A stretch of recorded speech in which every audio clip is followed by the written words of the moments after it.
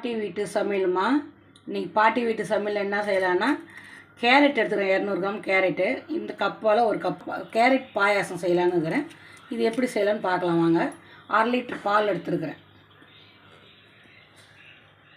அப்படியே திக்காக இந்த பால் அவ்வளோ அளவு தண்ணி ஒரு பாக்கெட் அரை பாக்கெட் தண்ணி ஊற்றிருக்கிறேன். இந்த அளவுக்கு நம்ம காசலாம். இதை வந்து நம்ம கொஞ்சம் மிக்சியில் போடணும், கொஞ்சம் அரைச்சிக்கலாம் வேகத்துக்கு. ஒரு 5-6 பாதாம் பருப்பு எடுத்துக்கிறேன், அதிலே போட்டு உடச்சிக்கலாம்.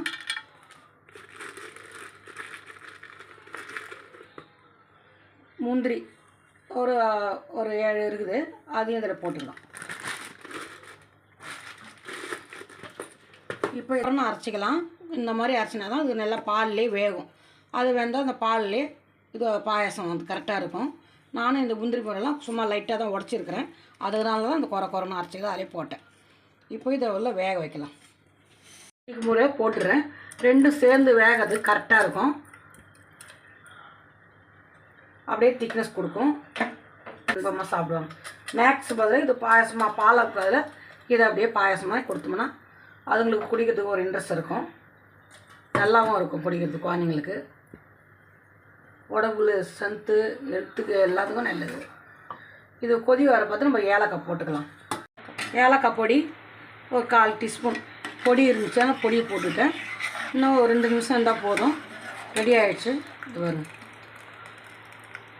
நல்லா வெந்துடுச்சு. அது நம்ம திப்ப அந்த முந்திரி இதெல்லாம் கொஞ்சம் பானி மென்று ஊற வச்சு நல்லா மாவாக அரைச்சிக்கிடும் ஊற்றினா இன்னும் டேஸ்ட்டாக இருக்கும்.